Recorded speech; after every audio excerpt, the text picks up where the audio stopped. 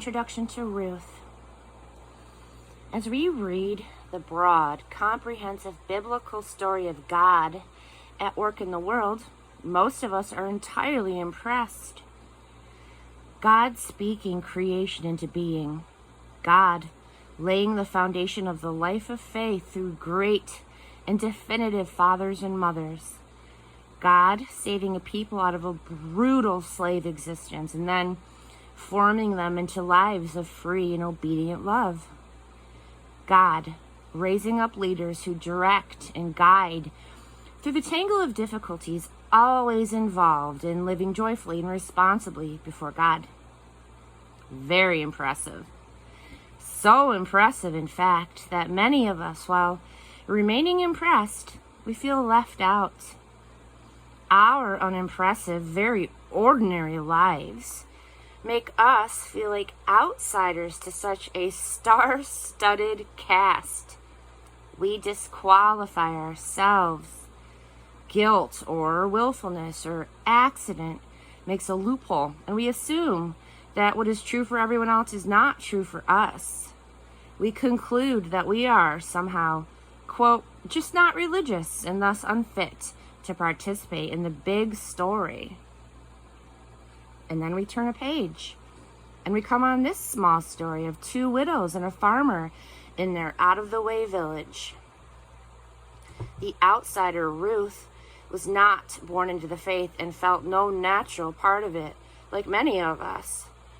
But she came to find herself gathered into the story and given a quiet and obscure part that proved critical to the way everything turned out.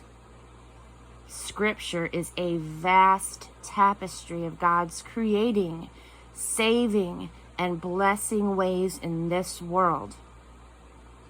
The great names in the plot that climaxes at Sinai, Abraham, Isaac, Jacob, Joseph, Moses, and the great names in the sequel, Joshua, Samuel, David, Solomon, can be intimidating to ordinary random individuals.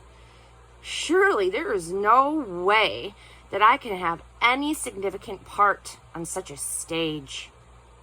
But the story of the widowed, impoverished, alien Ruth is proof to the contrary. She is the inconsequential outsider whose life turns out to be essential for telling the complete story of God's ways among us. The unassuming ending carries the punchline. Boaz marries Ruth. She had a son, Obed. Obed was the father of Jesse, and Jesse the father of David.